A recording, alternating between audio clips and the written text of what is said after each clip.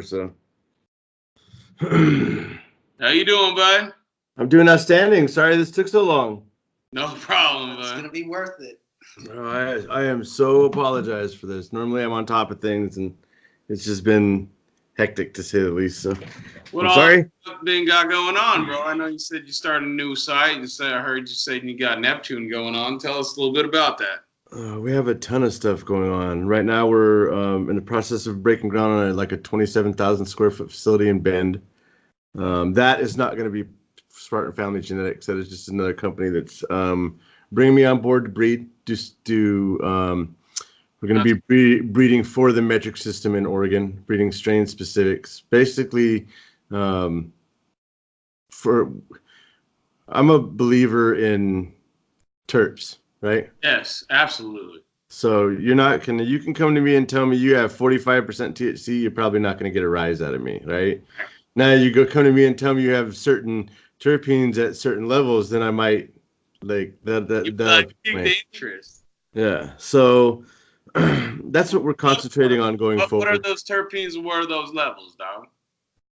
Which ones am I interested in? Absolutely. Well, it depends. That's the thing is right now, like our new site, we're gonna have everything. We're gonna map, we're gonna have DNA, we're gonna have tissue culture.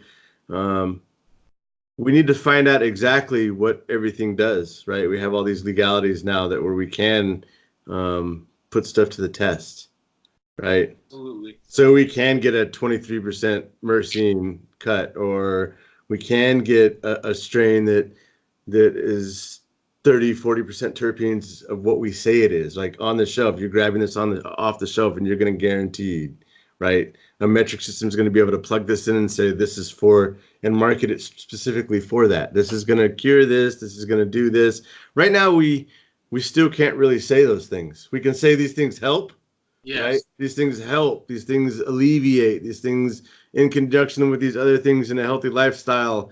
But it's still just a crapshoot. We still don't have conclusive science that says this. Yeah, we don't have 20 years of scientific data to back that up. Correct. Data's huge. Tell you what, bro, when you mentioned myrcene, our buddy right here that has IBS, he swears by it. That's how he picks his strains out. That's it. And that's how you should. Like a lot of I work a lot with vets, right? Yeah. And they're very, very specific on the things that ail them and what they need. Like me, I can't, after years of opiate abuse, just due to my injuries, it does so much more to your body. It shuts down your liver, shuts down your kidneys, shuts down. In the military, they just, because of the system that's in place, they're just feeding them to you. Like they try not to. They try to. Nowadays, there's a lot of programs in place that help with that, but doctors still can't even talk to their soldiers about cannabis. If you were a cannabis soldier, if you were a veteran and you were receiving VA benefits, Yes. and you admit that you were consuming cannabis, they cannot legally give you pain meds. They'll cut you off. They'll cut you off. That is bullshit right there. Yep, the person he's talking about right now, he had his medical card and he had to give it up so he continue to get his VA help. I know a lot of soldiers in Arizona that had to discontinue cannabis use completely just so they can get their pain meds. What he did is he just weaned himself off all his opioids, and he's on down to 3-4 a day now instead of the 8% sped him. When I started growing on my own, I haven't taken an opiate since. Nice. That was like a decade ago, and that was after years of just. So he needs some. Yeah, I mean, I probably could. They would help, but it's just for me, the pros just don't. I mean, not for you. Yeah. Yeah. Little. So when you're getting into it and you're trying to maximize your terps, what's your grow method? I like to work in cubes in cocoa. That's my preferred way to grow. I've grown every way imaginable, but for the speed and for what I like to do, I like cubes in cocoa. I like cubes for production. I like cocoa for pheno hunting. That's just I have a very strange addiction to popping seeds. That's what actually led to me to breeding. For the first 2 years of my grow career, we must have wasted a good 2 years on bag seed, just popping, just trying to be the one to to follow that chem dog story. You know what I mean? Do me a favor, bro. Do me a favor. Please explain to people what's wrong with bag seed, bro. Well, it's just the amount of work you're putting on your table, right? You don't know what's in those genetics. You don't know what caused that seed to go in that bag. What kind of bag seeds? Did you pull 500 seeds out of that bag, or did you pull one seed out of that bag? And we'll use the Gorilla Glue as a really good example. Okay, so the Gorilla Glue 4 comes out, and it's just super 7 crazy. Seeds total, like you're saying. Yeah. Is it 1 or is it 100? 7 seeds total. We just had them on the last one. 7 seeds. See, but you have this cut that through an accident it was created, right? So anybody that tries to breed with it, you have to get over that accident because it's always in that. It's always in those genes. It's always there. That hermaphroditic trait is there. You're gonna have to breed that out, right? That's why you don't see it. I created a Wizard's Glue in 2014, which was a Gorilla Glue cross, but with the amount of work that came with stabilizing that and bringing that where I wanted to, I'd rather go work with other. There's tons of other genetics that were naturally bred. We just literally bred in grapefruit glue into our purple project. Did you? Nice. Correct. Yep. We just literally used a stud grapefruit glue male for our stud fucking female. We have a berry pheno of our purple project. Oh, so awesome. I was looking through some of your guys' pictures. Yeah. Thank you. I'm always I always encourage breeding. Like I said, so we wasted 2 years on bag seed, and then we really started getting a handle on what good genetics we were after. I was very fortunate to be gifted some very exclusive cuts when I first started growing. The guy that grew on my block and fed our block, like our neighborhood, you know what I mean, back in the days. He grew for years, and then when I learned to grow, and it got to a point where he was like, bro, I got to move because you just do it. I can't keep up with you. But he gifted me the cuts that started my breeding. Now I got cuts from, I got the Witch Swede, which is a Reservoir Dutch grown collaboration. It's ChemD, SFEOG, Cinderella 99. And the cuts that were used back in the days, those were the originals. They weren't the watered down ones that you see floating around. Those were the originals. Like Rez called it the Ferrari of Reed. Once, because Rez made ChemD to SFEOG, and then he gave that to Dutch grown, and then they put the Cinderella to it, and that's where Witches came out. Yes. And then we also had the Chem 99, which is originally D99, which is ChemD to Cinderella 99. So that's the baseline of a lot of my stuff. A lot of my stuff is Chem, a lot of it's SFEOG, a lot of it's Cinderella 99. Those are the things I like and have progressively tried to breed towards, especially. What's up? They're winners overall. Eh? Yeah. Every one of those that you name is a winner overall. And they produce real good kids. Absolutely. That's a huge, huge thing. With the abundance of cuts and seeds out there today, it's if you really want to breed, and it's going to be more than just a home project, you really want to take the time to source the best genetics you possibly can. Absolutely. Because you're saving yourself the amount of time you're saving yourself years worth of work. Years worth of work. Yes, years. Como was talking about it the other day in his live feed. What those parents give off, right? Those initial parents for those F1s, that's going to set your baseline for the rest of those lines. That's going to really. So if you use bullshit parents, you're setting your like. So say we take A bullshit and B bullshit and we put it together. That F1 fleet, that's going to be still vigorous and look good because it's F1. It's brand new, bred together. But if you go through 150 seeds, you might see 60% of dicks. You know what I mean? I'll be real. I got you. Some hate. He said 60% of dicks. What's your favorite strain you got going right now? Oh, my favorite strain right now, probably Spartan's BTY. Spartans? Yeah. BTY? Yeah, because we've gone back to the original BTY a couple times. The original BTY OG is extreme. It's like we call it the Terminator OG. It's OG 2.0. It's yields, faster, harder, stronger. It's everything. It really is. That's the BTY. That's why it got the name better than yours. It's It's straight OG gas, but with a very slight hint of cherry. The mom, right? Like so, but as we've gone back to it, now we've brought out the sweetness tremendously. Now, when you pop Spartan's BTY, it's going to be cherry vanilla OG, like a half and half cherry vanilla OG too. So, and super rock hard nug, just everything you would want in a plant, really. Is right now with what's popular, the Spartan BTY hits all those things. Me personally, I'm a sativa guy, so you'll always see me like with Dionysus, Bewitch. We have the brand new Bewitch cupcakes. Like attention, that thing is beautiful. Which one? Thing smell. I saw the Dionysus on your Instagram. That thing caught my attention. What are the phenos like that smell like? The Dionysus has a lot of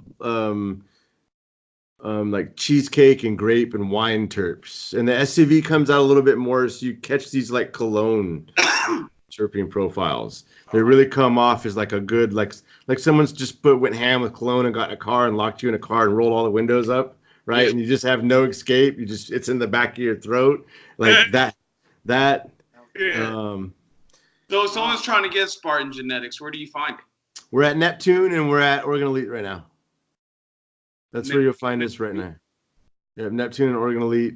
I've always been one for exclusivity. When I was with Ocean Grown, you can only find me at Lumberjack. And then when I left, I stayed at Oregon Elite for the longest time. I just like being that exclusivity.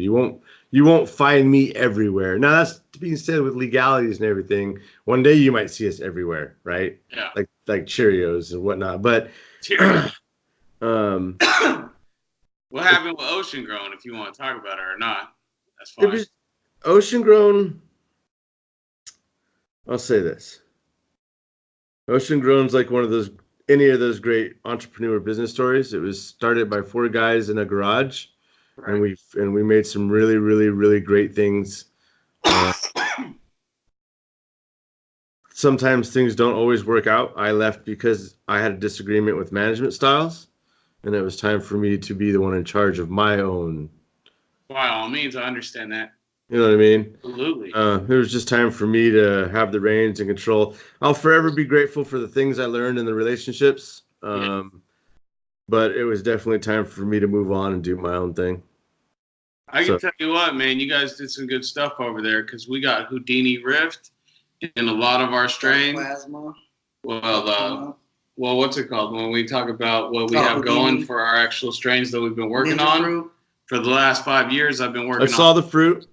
I've been working on 2 strains, basically. Houdini's Comrade, which is Houdini's Rift, crossed with White Russian. And I brought that down to an F3. And then I also have the Purple Project, which is Odin from North Genetics, crossed with Houdini's Rift, that same Houdini's Rift male. And man, I've worked both of those down to F3 level, and both of those are awesome. How fast are they growing? This Purple Project, I got one growing outside right now. It's fucking killing the ones I had a month before it. It's just so big. So fast, so frosty. Great. Yeah, after 10 years, I think I might have maybe... I could be overshooting this 10 crosses, right? I've made a ton of things, but what you guys see is just picky, right? So, like, I would say take the time on the 2, right? Because then when you find yourself in a situation where you can go ham, then you have 2 baseline male stocks that you know. You want to know the best piece of advice I ever got in breeding? You guys want to know what it is? Let me know, bro. Vader taught me. Tell me. He said, if you're going to breed, and you're going to breed to eventually people are going to grow your seed stock out, get yourself in a position to where you can have a very good conversation about your genetics. Be able to sit down with the people that are going to either purchase or you're going to give them to, and be able to tell them, what are you going to expect? How are they going to grow? What traits are you going to see? What things are you going to see passed down? All those things. Be able to sit down and have a very good conversation about what you have created.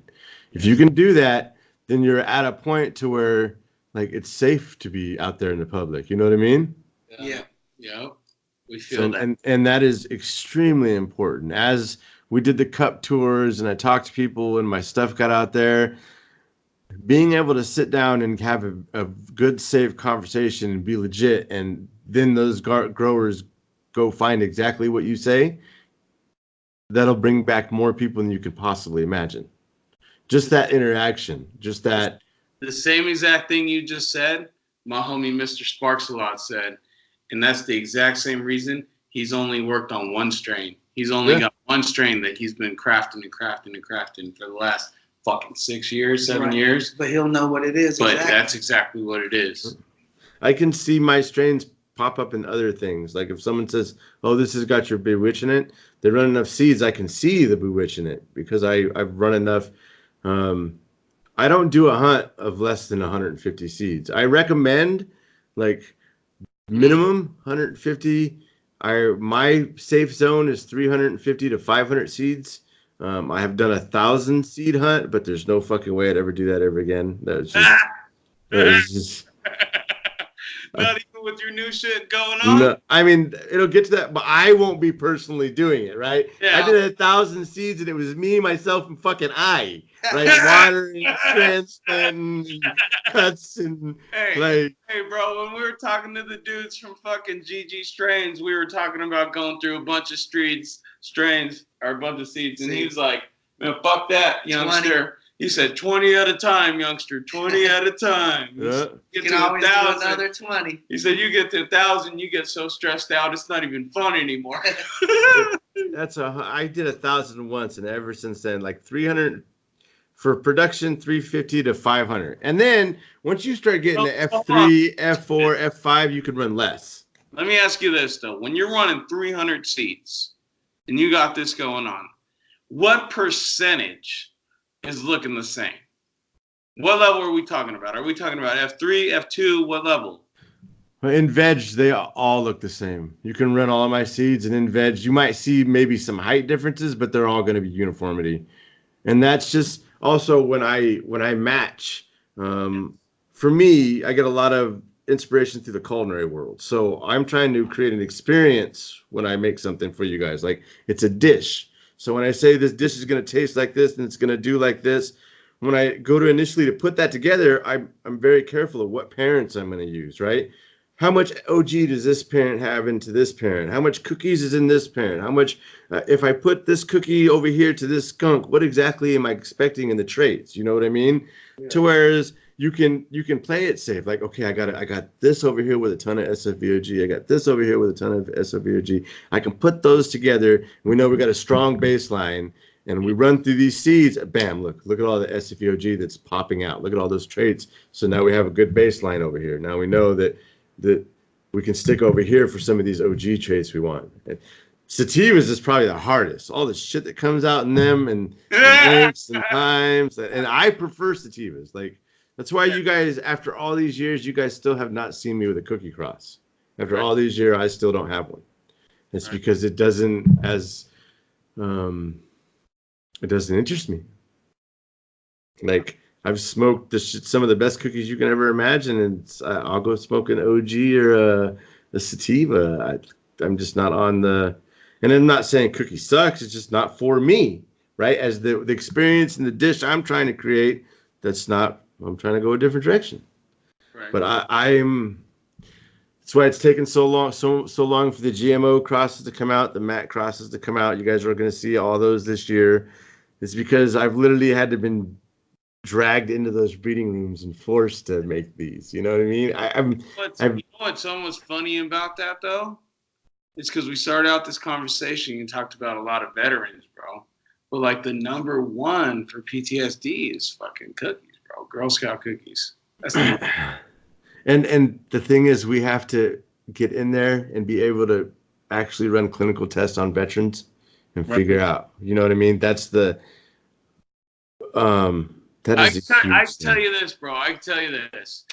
I don't subscribe to the whole PTSD thing, but I have been to prison and I did 6 years. And my old lady says I have PTSD, and my favorite strain is Girl Scout cookies because that's what calms me down the most. For me, it's OG. I have extreme PTSD and extreme anxiety. And for me, it's just the OG keeps me centered. And I smoke a lot of sativa, so if I don't, it'd be bad. Especially if I'm smoking witches. Jeez. I can't tell after 10 years of witches, I can't tell you how many plants she's cost me. Back in the day before the legal, like you get high enough off this TV, you're looking through your blinds like, do I gotta cut my plants down? I've done it! I've done it! My old lady had me convinced, fool. You remember that? Hey, fool, we had I had bonsai plants going in there too, so I had some little redwoods. And my old lady was convinced there was some fucking cops out the spot, and I was at work, and I was like, if there's cops, flush them right now. Get rid of all the plants. And then she even killed the bonsai plants. I was like, what'd you kill the redwoods for? She's like, I thought all of them had to go. Oh, I've done it. I've been there. Especially the first years when you're like, there's no fucking way I'm getting away with this. Yes. Yes. It's amazing how the cannabis community, and I even refrain from calling it community anymore. It's an industry now. It really is an industry. We should start treating it like an industry. We should all be professional and understand that everybody's trying to make money in this industry, right? All the hating and bigotry and needless shit that goes on. Like, that's why you guys never saw me come out with anything like the ocean grown thing, right? Yeah. We're business. It's not, right? At all times we conduct ourselves as business. And that was company policy when I was with Ocean Grown. That's why nothing was said. It's because that's the policy that was set and that was set. That's the SOP that we came up with. But I'll say this. I will say this, and I'll always go on record on this. I have not one time since the breakup, not one time have I heard Ninja say anything that I believe not to be true or did not happen. Mm. It was not my place to speak on it. Correct. So I won't. But I never have I seen him come out of pocket or say anything that didn't go down or happen, or that's all I got to say about that. That's just facts. Facts. So, and that's all I will say. That's just how I am. Like anything else, I will convey behind closed doors to individuals' face. So. Right up. So now, let's get back to your flagship, man. You got Spartan Kush going out, right? Yep. How long did it take you before you found that female? I found my initial Spartan. Let's see here. First run. We didn't have to hunt through the Spartan at all. The Spartan, its uniformity. Once we decide to take that full commercial, meaning we put that at F6, F7, it's going to be a machine just because of its characteristics now at F2. Real short, compact, super colas. You have your traditional colas, like a White Widow cola, but it's all OG and funk and cherries. So you have like the OG terps in a traditional cola package, a traditional cannabis package, which for a lot of growers who have trouble with stretch, have trouble handling those Diva Phenos, those OGs, those strains like that, this is going to be like night and day. This is what I call a fire and forget strain. Let's just plug it in. Let's just plug it into your strain, plug it into your system, and you'll be fine. Right up. As always with anything, until we really, really get down to mapping DNA and understanding what exactly is passed down and how we can control that, as breeders, we're just locking the genes into the seeds. You know what I'm saying? It really is still a crapshoot. We have baselines on how we can get things stable, but you never know. Like, I can't control Mother Nature as much as I can control women. Like, it's just not. Good luck. It's not. I got 4 daughters and a wife. I'm telling you, like. Hey, so when we're talking about breeding, what book taught you the most about breeding? YouTube. YouTube experience. Then I was very fortunate to be able to hang around with people like Coma. Me and Coma hung out for many years. Vader, of course, Ninja. So it was really YouTube brought us all together. When you know what I mean? That's the most important thing. The fact that it brought all these growers together and then made us have the discussion on what is right and what is wrong. and then that just brings innovation, and you just go from there. But I've read all the books, but for my learning purposes, YouTube's taught me the most. YouTube and experience. Like I can't just grow, man. Like that's all. Like just grow. You either got it or you don't. Like I'm not necessarily. Everybody can be taught. I've taught some people that just don't have green thumbs. But normally the passion's not there, so they don't last that long. You know what I mean? Yes. That's the big. When you have a green thumb and you're passionate about the plants, that's a huge fucking difference. To actually be passionate about growing or just want to make a buck off of it. The guys that just want to make a buck off, they're not going to last long. No, they're not. The guys ain't doing it if it's free. They're not going to be doing it. Period. Yeah. If they're not putting their ass on the line when, I don't know. I've been doing this shit for way too long to even think about that. Motherfuckers that are just trying to make a buck off it. I've been doing this. It was fucking illegal fucking 15 years ago. This is the first time in 10 years I've not grown at home. And I'm in my office right now. I'll show you. Come on. I don't grow at home, so. I see the light. I brought a plant home. And I literally stuck this plant. This is the mom to Dionysus. This is the bewitched mom to Dionysus. So I brought this plant home, and it's literally just sits on my bathroom sink. And I just feed it like tap water. It's in cocoa too, and I've just been feeding it tap water. Just tap water. Hell yeah! Just to have it. Alive, huh? Just to be growing at home. Yeah. Smells great. I'm probably just gonna go throw it in someone's backyard. Actually, like here you go.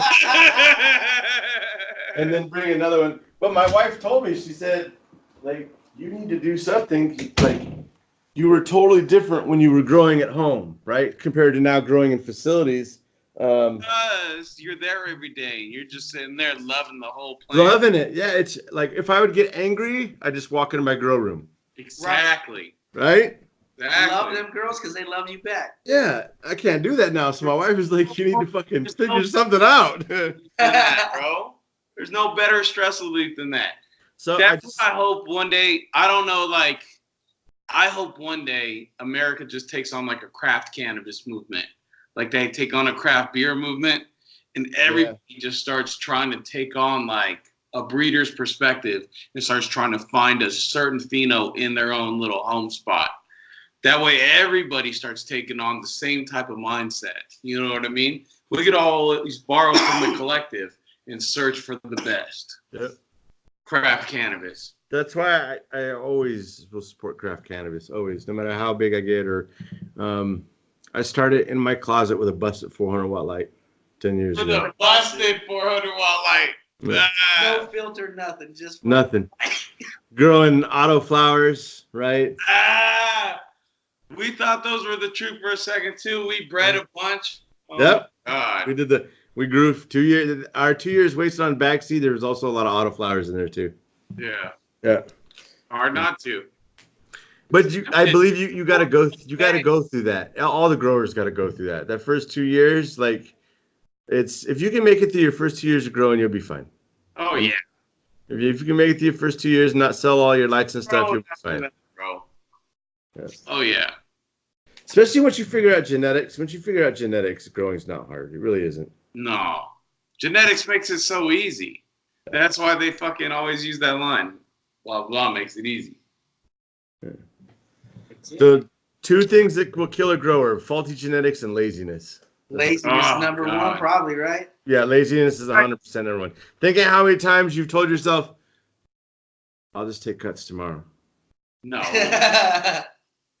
Or I'll just transplant tomorrow. Right? When you should just fucking get up and do it today. Right when you thought about it, right that second. If you're thinking about it, it probably needs to be done. Yeah. I agree. Right. I've seen a bunch done just because of that. I'll do it tomorrow. No. Biggest one, I don't want to spray for IPM today. I'll go do that tomorrow. And the next thing you walk in your fucking grow room and you see some shit that ain't supposed to be there. Right? And you got to cut all your shit down and then start again. None of that shit's good. He said, no, you got to cut all your shit down. Hell yeah. Oh, man. Well, it's been a good time. Absolutely. We'll have to call you back sometime soon so we can see what you got going, see if we can hook up and get something going together or something. I normally have someone that does my schedule, and I have not had that. So this is what you guys have experienced this last week, and I apologize again. I greatly apologize for the flakiness. Normally, that's not. Dylan with so we can deal with I got a large family, and to get me to sit still for longer than 2 seconds is tough as it is. Our part is family. I do really, and so I really do enjoy the discussion. So anytime you guys want to do this, like, especially as we open up the new facilities, and when we make the announcement that we're going to be doing private breeding, that's going to start a lot of discussion. Because with everything that is happening in the cannabis community, with all these like phylos and stuff, like this is a huge company that's setting up in Bend, but they're not breeding to get in the seed game. They're breeding for Oregon's metric system specifically, right? We're gonna breed cuts that we're gonna have A, B, and C, and D, and E cuts for Oregon's metric system that everybody in Oregon, and hopefully here in the future, because Oregon's going to challenge the border system about import and export, right? So hopefully then we'll be able to provide these specific bred cuts for everybody. Dude, the bet I can tell you this, bro. I've smoked a lot of wax in my day. Best wax I've ever smoked was fucking $10 from Oregon. I promise you, $10 That's because their laws are the strictest. They are 100%. Like, you can't even use metal screens in Oregon. Like, they're anal. They're of all the rec weed, Oregon has had the best I've seen to date. $10 for a gram of fucking wax. The best wax. Wax I've ever smoked. It was the cheapest. And I'm in Washington, and I hate the rec system up here. I bet you do. I hate it. Oh my God, it's a nightmare. All the weed on the shelves is just bunk because it's I'm sure when it came off the plant it was great, but your transport process sucks, right? Your storage process sucks, so all your weed is dry. It's just terrible. I hate it. Oh, you're getting me going right now. The Washington rec market is just. You can tell it's definitely controlled by a liquor control board. Yeah. It's 100%. Light down and all that. Nothing. It's just all dried old weed. And then you have, so say you go to the rec dispensary and you say, I want a sativa, right? Because I need something that's going to keep me up, I need that up. Right. Yeah. Okay, so they give you something that's labeled a sativa, but that grower took it 90 fucking days, right? And all the heads are ambered out, right? So the minute you smoke it, you're laid out on the couch for the rest of the day. Right, just because how they grew it.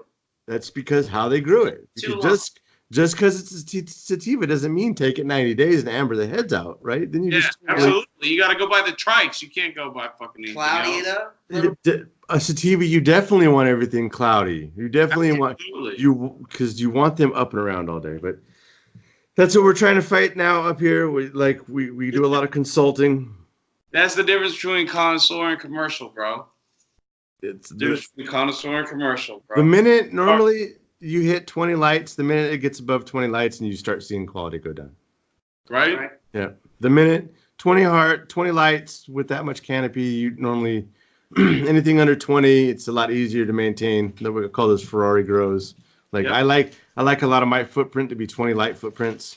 We got 100 lights right now, and most of them are in 20 light footprints. What was that? Right. And so what you call Ferrari grows out here in Nevada, we call craft cannabis. I like their Ferrari grows. Like give me, you know what? Give me a 4x4 tent and a 1,000-watt light, and I will grow you the best fucking weed you've ever seen in your life. I mean, got that right. We're talking about. Got you for sure. It really is. I just. Yep. But then it's all controlled. Guy can't beat it. No, you can't. Everything's controlled. It's what you want, exactly. That's why I call it a Ferrari go. I think total control. That's what I love about the under 20 lights, because it's so easy to maintain everything about the environment, the nutrient uptake, everything. It's all right there in that. It's all right there. That's why I'll take a home grow any day. Oh fuck. You can do how many in a little room? 4x4.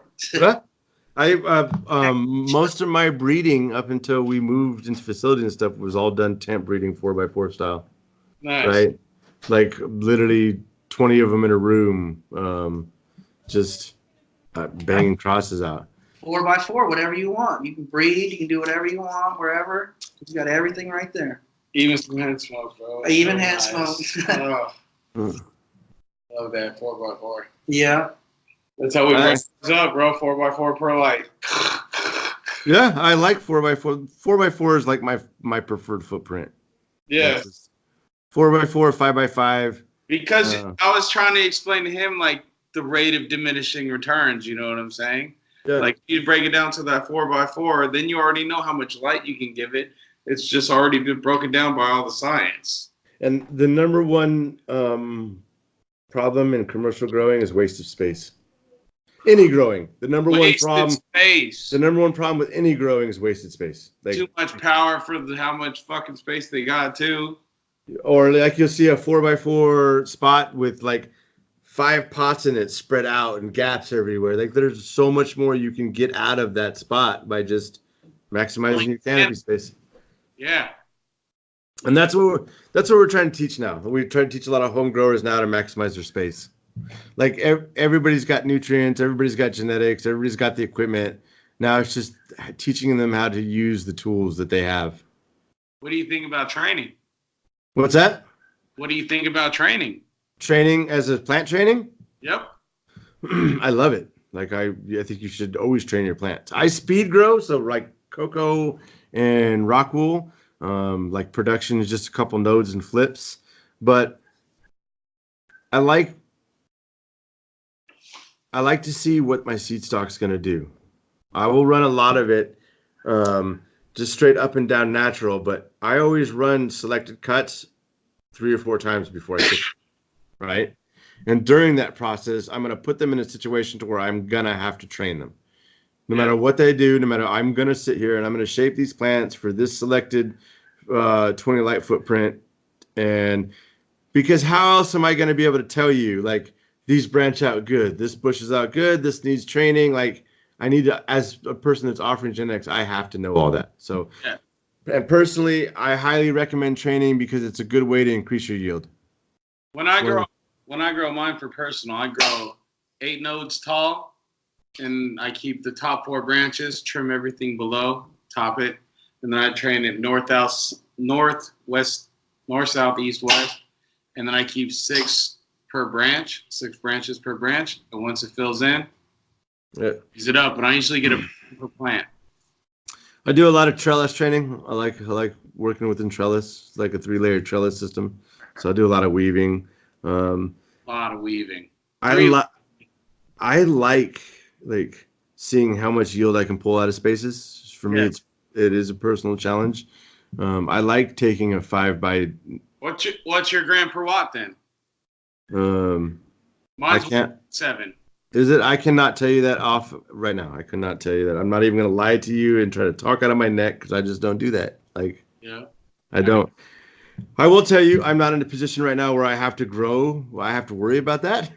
I'll tell you what, bro. I do the little home grow, and I do a lot. I'm fucking hustle so hard in the fucking group on like Facebook and on Instagram and all that. So fucking when I'm telling people how to grow, I pay attention to all the numbers and all that shit. And the gram per watt, because I grow LED and I grow organic, that shit's really important because everybody always tries to hate on the LEDs and everybody always tries to hate on the living organic. So they always try to say the yield is low. I'm pulling 1.7 gram per watt. Most people pulling HPSs are only pulling 1. Yeah. You eat my asshole on that one. Yeah. Try to fucking touch me. I'll pull I got a 150 watt LED that I'll pull more fucking wattage on than people are running a 500 watt HPS. I'm happy with as long as our selected genetics with training. I won't fuck with a cut unless it gives me 2 a light. 2 a light? Yeah. I don't have time to. One of the best things that I was blessed with is my initial male. The Wizard's Potion male that I initially found, the yield that thing put in all my genetics is just fucking dumb. It's the number one thing that he passed down, and he passed it down hard. So you get, and you can always tell, you get this super branching with all these little like secondary nodes that go up and down the branching, right? That you're like, wow, where the fuck are those? Aren't supposed to be there, and then they'll all produce. And it's just one of the things that he passes down. So I've always been blessed with some good yield.